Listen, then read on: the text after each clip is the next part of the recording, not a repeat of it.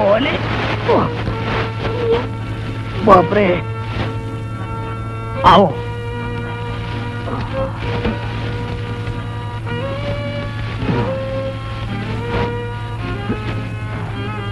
गाड़ी एवढे ओळखिച്ചിട്ടുള്ള चुप रहो बदमाश पकड़ो ശങ്കര എന്താണെന്ന് നിനക്കറിയാമോ 1000 പ്രതീക്ഷകളോടെയാണോ ഞാൻ എന്റെ മോളെ വളർത്തിയത് അറിയാം അമ്മയില്ലാത്ത എന്റെ മകൾ മന്നാകിനിക്ക് ഞാൻ അമ്മയായിരുന്നു അവളുടെ ചേട്ടൻ എന്റെ മകൻ എന്നെ ധിക്കരിച്ചു പോയപ്പോഴും then complain ആദ്യം കുഴി പിന്നെ പരാതി കുഴിക്കാൻ നേരിട്ടു ഓക്കേ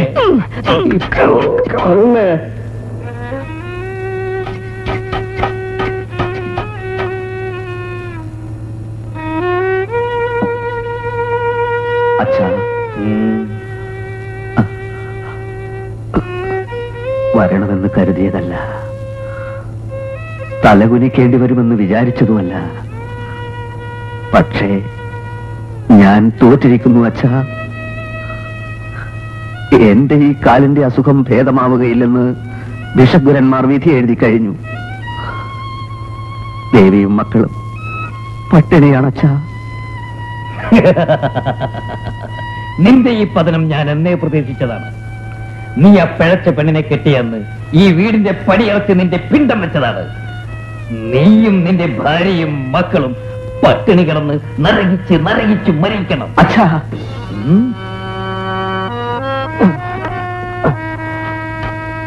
ചെരട്ട നീ എനിക്കൊരു പ്രശ്നമേ അല്ല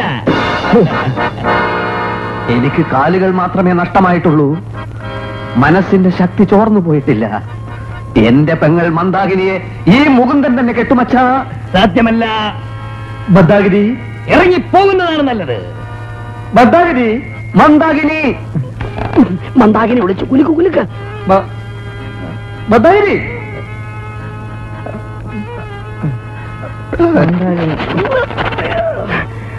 മന്ദാകിനി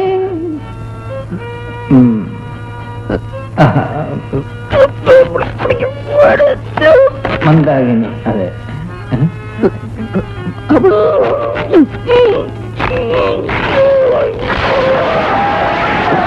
ചതവും മുറിയൊന്നും പറ്റില്ലല്ലോ അതിൽ സമാധാനിക്ക പാവം കുട്ടി രാത്രിയും പകലും കഷ്ടപ്പെട്ട് എഴുതിയും പഠിപ്പിച്ച ഒരു നാടകം ഉണ്ടാക്കിയിട്ട് ഈ അമ്മയ്ക്ക് ഇത് എന്തിന്റെ കേടാ ഈ ആപത്തെല്ലാം വരുത്തി വെച്ച ആളിനെ പിന്നെയും കിടന്ന് ന്യായീകരിക്ക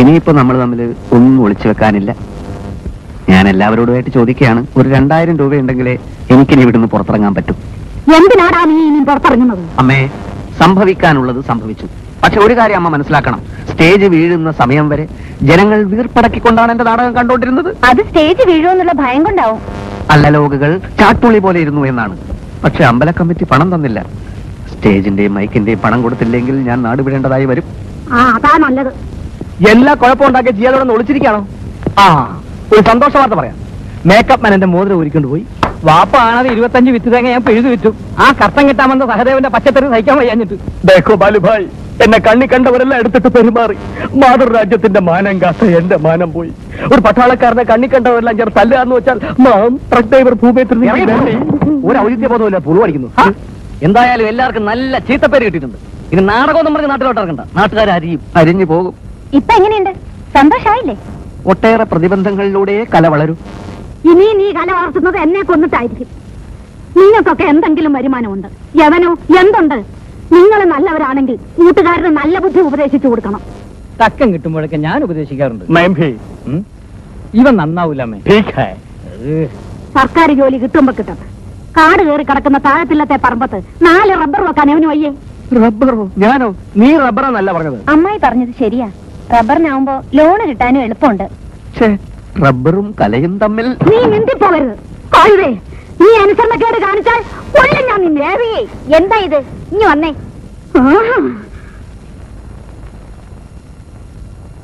വെറുതെ അവനെ കുറ്റപ്പെടുത്തിട്ട് എന്താ കാര്യം ഒക്കെ ദൈവദോഷ മുളങ്കാട്ടെ ഗുരുക്കളെ കൊണ്ട് നമുക്ക് അവന്റെ ജാതകം ഒന്ന് നോക്കിക്കണം ദോഷം തീരാൻ കർമ്മങ്ങൾ വല്ലതും ചെയ്യേണ്ടതുണ്ടോന്നറിയാലോ.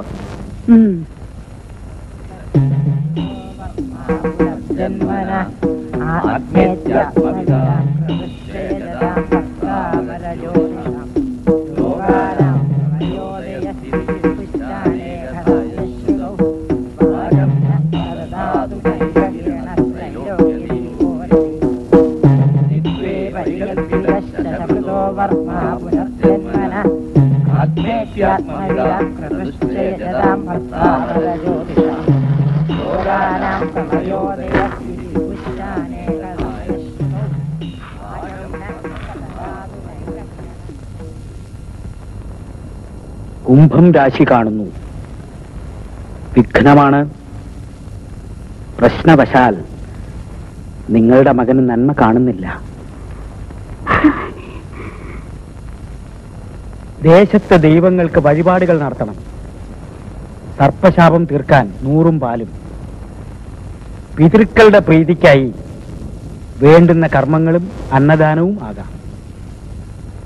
ശിവപ്രീതിക്കായിട്ട് കല്ലടിക്കുന്ന് ശിവക്ഷേത്രത്തിൽ ജാതകൻ 41 നാൾ കുളിച്ചു തൊഴണം.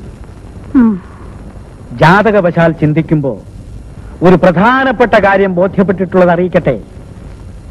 എന്റെ ആയുസ്സിൽ എന്റെ കയ്യിൽ ആദ്യം കിട്ടുന്ന ഒരു അപൂർവ ജാതകമാണ്. അലഭ്യലഭ്യശ്രീ എന്ന അപൂർവ യോഗത്തിന് ഉടമയാണ് നിങ്ങളുടെ മകൻ. അനന്തസാഗരത്തിലെ തിരമാലകൾ പോലെ ഭാഗ്യം ഒന്നിനുമേലെ ഒന്നായി വന്നുകൊണ്ടേയിരിക്കും. പക്ഷേ പ്രശ്നവശാൽ നല്ലതും കാണുന്നില്ല.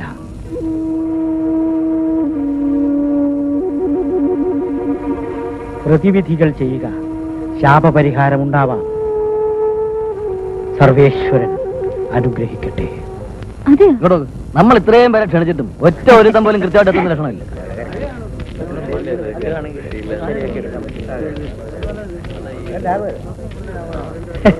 നമസ്കാരം. നമസ്കാരം. നിങ്ങളെ പ്രസിഡന്റ് എത്തി. മാലയിട്ടോളൂ. ഒക്കെ വന്നോളൂ. അല്ല, പ്രമുഖ വ്യക്തികളൊക്കെ ഉണ്ടെന്ന് പറഞ്ഞ അവസാനം ഞാൻ മാത്രമേ ഉള്ളൂ. ആ MLA വന്നില്ലേ? വിളിച്ചിരുന്നു, വന്നില്ല. പാവം, രാഷ്ട്രീയ ധ്രുവീകരണം നടക്കുന്ന കാരണം തിരക്കായിരിക്കും. കുഴപ്പമില്ല, നമുക്ക് നോക്കാം. അല്ല, ബാങ്ക് മാനേജറും വന്നിട്ടില്ല. ഇതാണ് ഞാൻ പറയുന്നത്. ഈ സർക്കാർ ഉദ്യോഗസ്ഥന്മാർക്ക് യാതൊരു ഉത്തരവാദിത്വവും ഇല്ലെന്ന് എന്ന് സാറിന് പറയാം. പക്ഷെ ഞങ്ങൾ ഇങ്ങനെ പറഞ്ഞാൽ ലോൺ സാങ്ഷൻ ആവില്ല. തുറന്നു പറയാനുള്ള ജനങ്ങളുടെ അവകാശമാണ് ജനാധിപത്യം. ബാങ്ക് മാനേജർ വന്നു.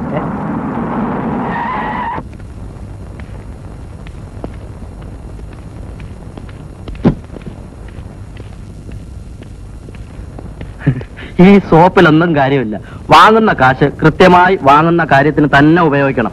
മറ്റൊന്നും കൊണ്ടല്ല, സാറിനെ പോലുള്ള നേതാക്കൾ വിളിച്ചു പറയും ഞങ്ങൾ കൊടുക്കും. തിരിച്ചടയ്ക്കാൻ ഇന്ന് വരെ ആരും നിർബന്ധിച്ചതായി എനിക്കറിയില്ല.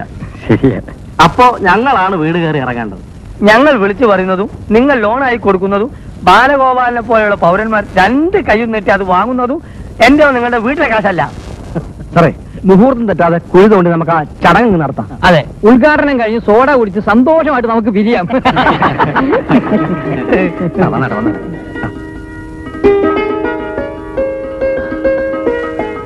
അപ്പൊ നല്ല ഐശ്വര്യമായിട്ടൊരു കുഴിയങ്ങ് കുഴിക്കുക.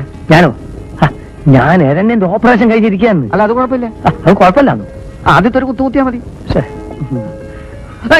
പിന്നെ അവിടെ ഓ, നിൽക്കുന്നിടം കുഴിക്കല്ലേ പ്രസിഡന്റ്? അത് ഞാനല്ല, താനാ. എന്നാ കുഴിക്കട്ടെ? കൊഴുക്കട്ടെ? കുഴിക്കട്ടെ. കുഴിക്കാം. എന്താ മാറ്റി കുഴിച്ച? ഒന്ന് മതി.